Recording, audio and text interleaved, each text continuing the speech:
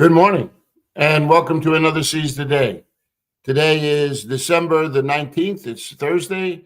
I trust you guys are waking up feeling refreshed and ready to begin a new day. We are in the midst of Christmas. It's going to be here within you before you know it. Like, can you imagine? Just think, less than a week and Christmas is here. Trust you guys got all your shopping and everything done. We are doing the last minute scramble around here in the Borea house, but we're looking very much forward to all the Christmas Eve services, and our boys will be in town. Be a little bit more of a quiet Christmas, just the immediate group, but it's we're looking forward to it. So it's going to be a great thing. Going to try something new. Never really cooked like a lobster bisque before, but I got a Bobby Flay recipe and I'm going to give it a shot. So we'll see how it works out. We are in week 3 now of our Casket Empty. And one of the things that we have been looking at this week has been the journey of the Magi. Interesting story to read and recognize that here are people who are motivated to find out, to get a question about where is Jesus, but beyond that, their mission really is to worship him. They have heard about this Christ child, about the Messiah being born. And however God revealed that to them is not very different than the way in which God opens up our heads and our minds and our hearts so that we can understand something more of what God is doing. And that's exactly what's happening in these texts, right? God has given some revelation. It says that after Jesus was born in Bethlehem in Judea, during the time of King Herod, Magi from the east came to Jerusalem. And they asked, "Where is the one who has been born King of the Jews? We saw his star in the east and have come to worship him." And whatever that star represented, however that revelation came to them, it just shows again that God is the initiator of this type of revelation, and so they come and they are in pursuit of this mission. We also learned, right, that King Herod, who was king over over Judea and the surrounding regions, he was greatly disturbed. He didn't really like this. And why? We learned a bunch about Herod, a very insecure leader, probably about 70 years of age when the Magi come to visit. It seems like he was not well. Historians tell us that he would die shortly after. Um, but he was also known to be very cruel and very calculating, to the point where he was a ruthless murderer. Tried to killed his wife and her 2 brothers. Because he suspected them of treason. Right? He was married at least 9 times. It tells us, and all of those marriages were simply just to strengthen political ties with the nations around them. And so when Herod is insecure, it says all Jerusalem was disturbed as well, probably because they understood, an unhappy king makes for an unhappy kingdom, and the result of that, they really did not want to live out. So what happens? Herod brings together the chief priests, the teachers of the law. Everybody comes together, and he asks them where this Christ child is to be born. In Bethlehem in Judea, they replied, "For this is what the prophet has written. You, Bethlehem, in the land of Judah, by no means least among the rulers of Judah, for out of you will come a ruler who will be the shepherd of my people Israel." This is a fulfillment of a prophetic word that was given to Micah in chapter 5, verse 2. you go back and read the prophecy of Micah, and you'll see this text, um, and it fits in right with God's modus operandi. I mean, think about it. He chooses the things that are not, and he makes them substantive. Mary and Joseph plucks them out of obscurity and place them in a position where, for all of eternity, we recognize that the role that they play in the fulfillment of God's plan of redemption. And so this word given all the way back, that Bethlehem, the least among the tribes of Judah, it says, yeah, out of you will come the shepherd of my people Israel. It's a reference that, as you saw, even the teachers of the law understood that it was a prophetic, prophecy, right? That was foretelling where the Messiah was to be born. So, couple that with this journey of the Magi, you can see why Herod would become really distressed. So he calls the Magi secretly, it says, right? Doesn't want everybody to know. Finds out the exact time the star had appeared. And from that calculation, he says, hey, listen, why don't you do me a favor? When you find this child, just come back to me. Let me know, because as soon as you find him, he says, I'd like to go and worship him myself. All of which is a ruse, right? It's a feigned interest. And once he finds out the exact time, he knows approximately the time that Jesus was born. To cover his bases, we know that he makes this calculation that's about 2 years and under. So you know that Jesus isn't lying in a manger in a stable, right? Jesus is a little older now. And but he takes all the children 2 years of age of under. And once he finds out that the Magi are not coming back, that he has been duped, he sends a whole battalion there of his Roman soldiers, and they slaughter all these children. It is a low point in all this story. It just shows you the hostility that's in the world, right? That here, think about Herod's actions just to preserve his position and his power and his influence, right?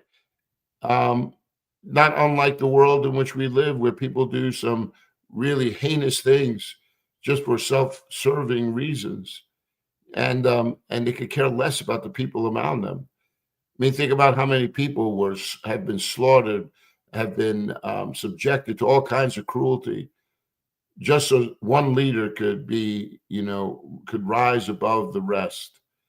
Yeah, it's sad that we live in a world like that, and I can't wait until the Lord comes back and redeems it all.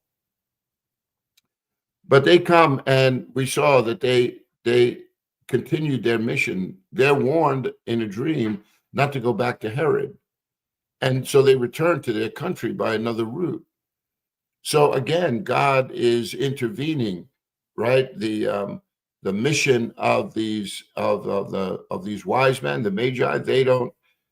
It is undeterred, but God again enters into space and time, gives them a warning in a dream, and sends them away. This is always to show us, right, how God is so actively engaged in this plan that He has laid out. This is why sometimes when we find ourselves in circumstances, excuse me, that we're not sure about how they're going to end, where this is leading. There are numerous places that we've already been, that has already demonstrated that God knows the end from the beginning. None of this stuff is catching Him by surprise. And so consequently, you and I, we're placed in a position where we are to trust Him, that He will lead and direct.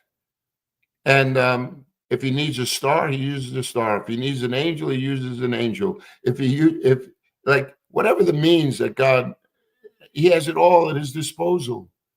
And he could bring a sense of peace and calm into one's life so that there is a peace sometimes even in the midst of the storm. I mean, that's what I'm banking on. As I continue to live out my life, I just pray that God goes continually before me, that my eyes are open, that I am my life is in. I'm living out my life in such a way that He doesn't have to, correct me because I've been running off in a different direction. But that as I'm living out my life, as I'm devising my way, I'm praying that God will always direct my steps. And it's the same for you. We all live this same way. And this story about Christ's birth and the vulnerability that surrounds this child, God's got it all covered. And Herod is no match. God speaks to them in a dream, gives them a heads up, and the next thing you know, Mary and Joseph are on their way to Egypt, which is also part of the plan because there's a prophetic word about that you read about. Out of Egypt I have called my son.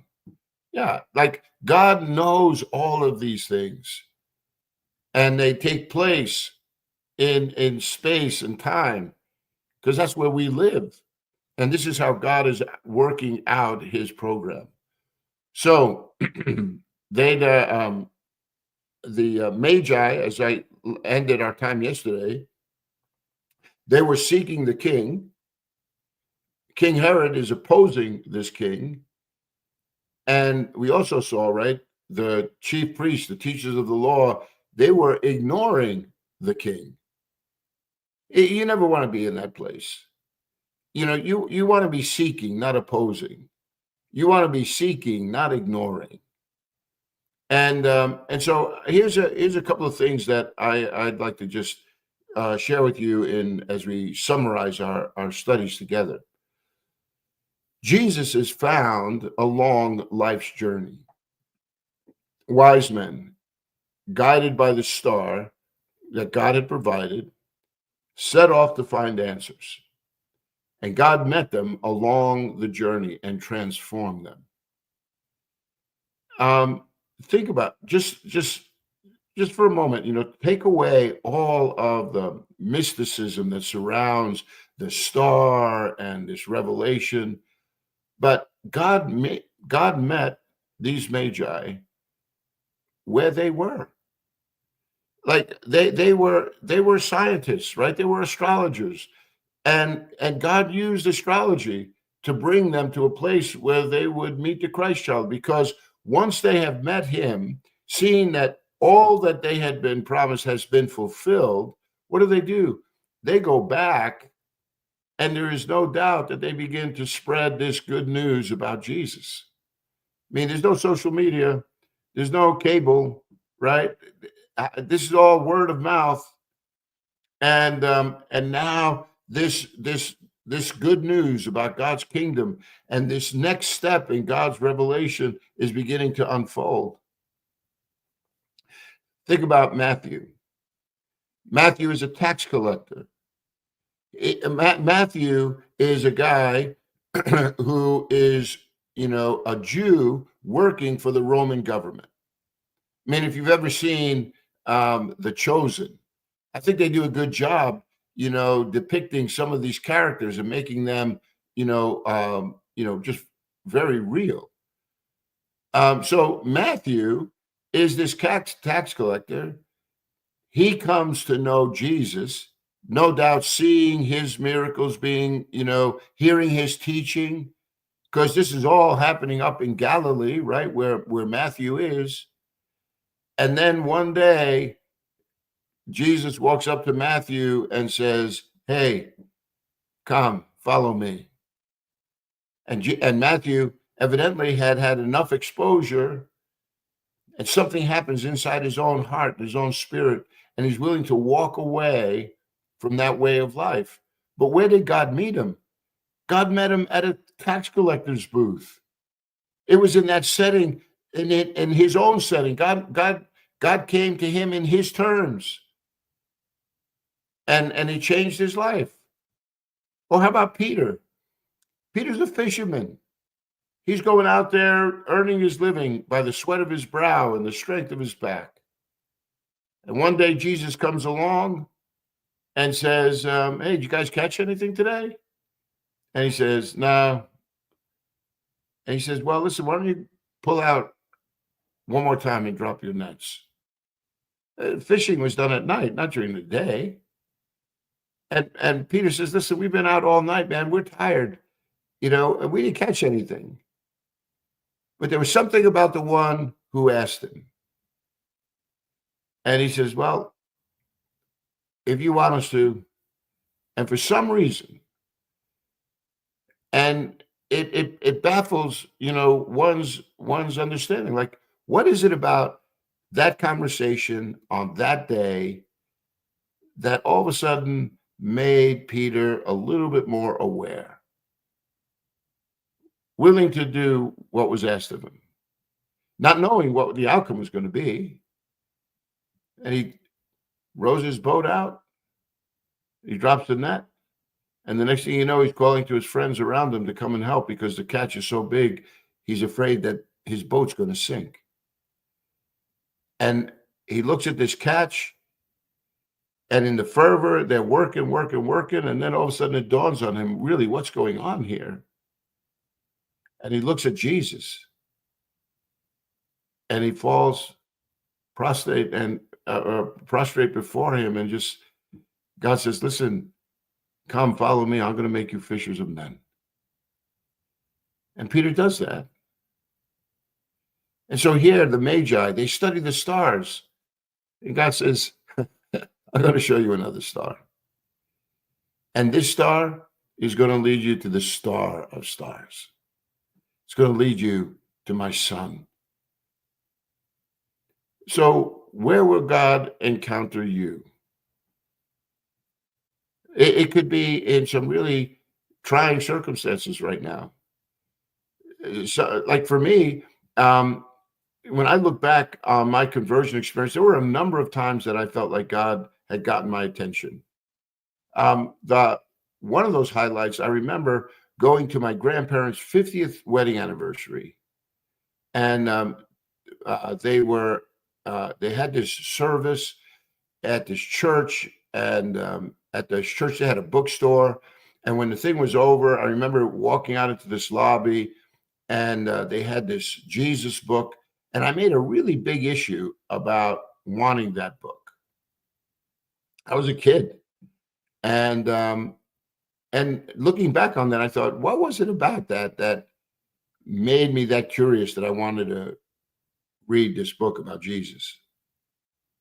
And then fast forward, I'm in my teens, and back in '69, Billy Graham comes to a crusade in Shea Stadium in New York, and he makes an altar call. And I had gone with a pretty liberal church that had, for some reason, one of the parents decided that they would like, to bring a bunch of the kids from the youth group down to Shea Stadium.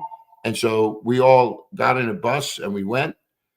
And at the end of that, they made an altar call. Nobody that I went with, in that whole group, went down, went forward, but I did. And I remember getting these little pamphlets in the mail with Bible verses, and I would get them, and I would even tuck them in my pocket and take them to school with me. And I think that was another moment, right, that God was knocking on my door. And then, I'm in my 20s, and I became a little disillusioned with this job that I had. It wasn't working out the way at first, it was the best job on the planet. And then a change of leadership came, and my whole job was turned upside down. And here I am working for one of the big 8 firms in Midtown Manhattan. Our offices were on Park Avenue, right a block away from the Waldorf Astoria. I'm thinking I'm living life large. And little by little, the whole thing started to fall apart. And it kind of left me adrift. And at that time, my parents came to know the Lord. And My dad started talking to me and I'm putting him off. And so I picked up my Bible just to start, saying like, this can't possibly be what he says. And sure enough, it was more than what my dad said. And God used those moments in my life and drew me to him, because that I came across that text that said, seek ye first the kingdom of heaven, right? And all these things will be added unto you. And I can't tell you exactly how that happened, but I just remember reading that verse, and it dawned on me that all of my concerns were about what I'm going to eat, what I'm going to wear, where I'm going to live, right? What my future is going to be, who am I going to marry, where's my life going? And God was basically saying, listen, if you pay attention to me, if you seek me, all these things will be added unto you. And it was a decision moment. Am I going to believe that or not? And for some reason, my eyes are open. My heart was receptive. And that one decision became a catalyst for another decision and another decision. And you put all those decisions together, and here I am sitting at my kitchen table talking to you about Jesus. Like, how does that happen? How do you look back on your life and recognize how God works and moves? Sometimes in very troubling kind of situations. I've talked to people who, because they've had cancer, they came to know Jesus. Because of a divorce, they came to know Jesus. Because of success, they came to know Jesus. Not so much the success as recognizing that once they got to the top of that ladder, there was this sense of, is that it? There has to be something more. And that prompted them to take another look. And sure enough, Jesus is there knocking at the door. So you do recognize, right, that these magi, they were curious, and they allowed that curiosity to move them to discover the truth about God. And that's how it starts. And so, my friends, it's for you. You could be that catalyst for a neighbor, for a friend. You could be that person that's going to influence someone for good.